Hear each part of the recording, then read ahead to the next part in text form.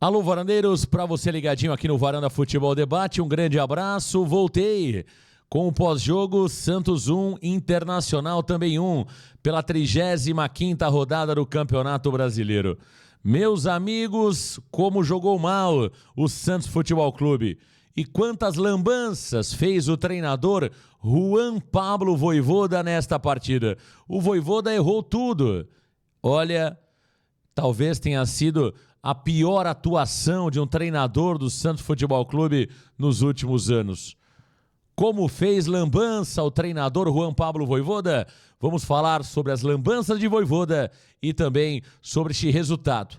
Tem uma parte da torcida que está dizendo que o Santos saiu no lucro. Outros entendem que o Santos, se tivesse sido bem escalado, poderia ter saído com uma vitória contra o Internacional.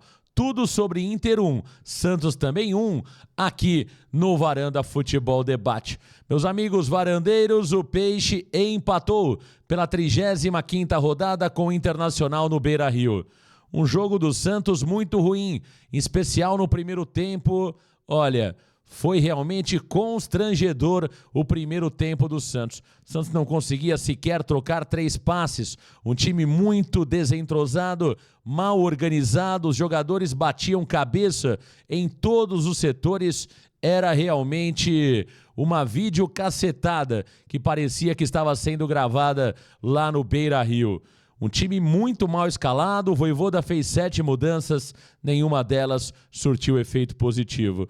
Luan Pérez e Adonis Frias batiam cabeça na defesa. Os 2 laterais do Santos, Escobar, sendo Escobar, muito esforçado, mas tecnicamente limitado. E o Mike, olha gente, com todo o respeito que um jogador merece, o Mike está com sérios problemas físicos. Isso podemos dizer claramente, é só acompanhar o Mike em campo. É constrangedor ver o Mike em campo. Ele perdeu absolutamente todas as bolas. Todas as bolas o Mike chegava atrasado. É um jogador claramente em declínio físico e técnico. Infelizmente, o Santos vê a cena de 2023 se repetir. Em 23, contratamos o Dodô, lateral esquerdo do Atlético Mineiro, que estava com uma situação muito complicada do ponto de vista físico e só trouxe ao Santos Futebol Clube problemas físicos também, porque não conseguia jogar.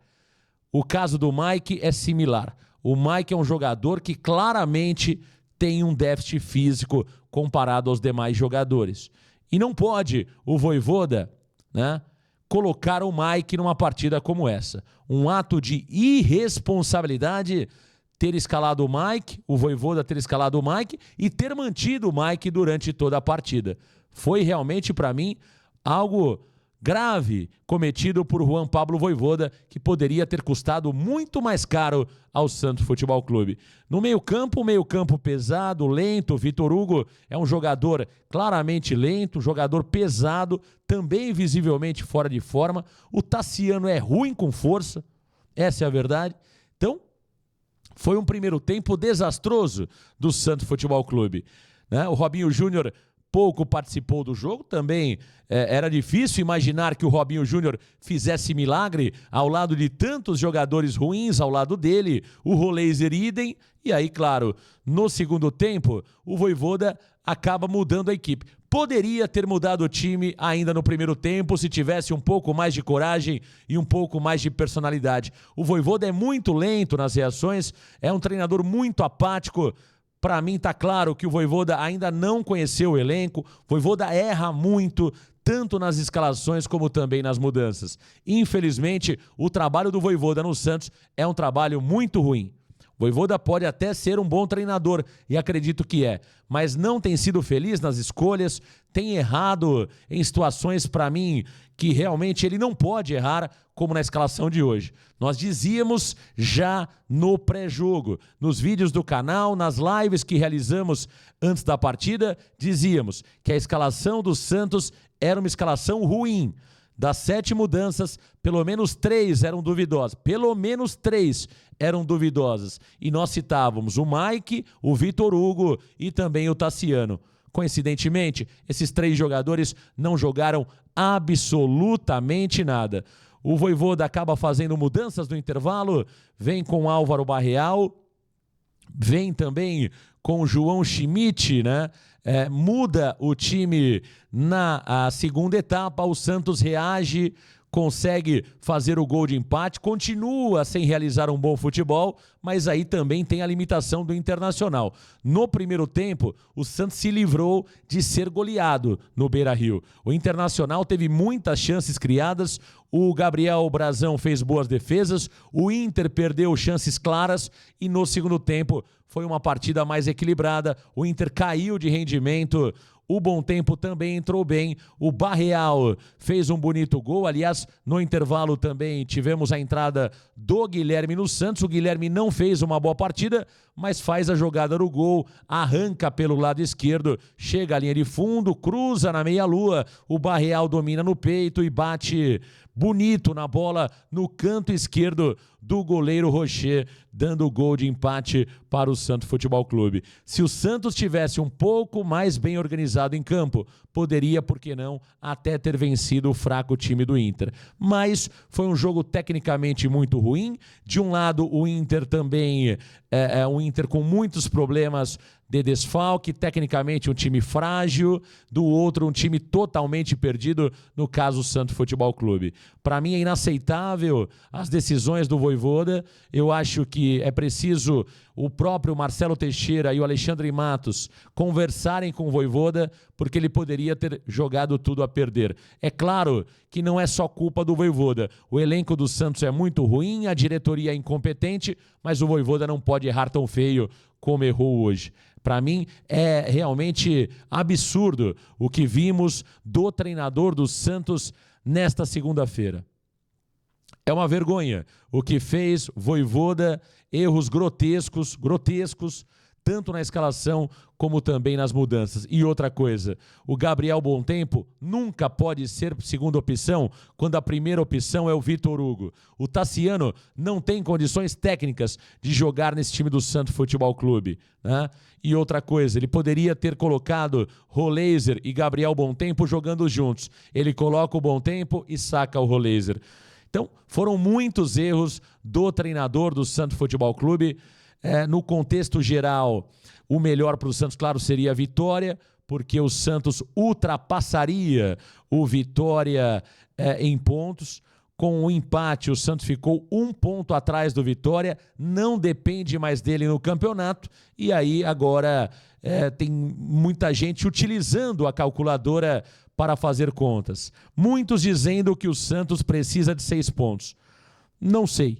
Eu acho que o Santos precisa de pelo menos 7 pontos para ter segurança e escapar do rebaixamento. 6 pontos vai ser emoção até o final.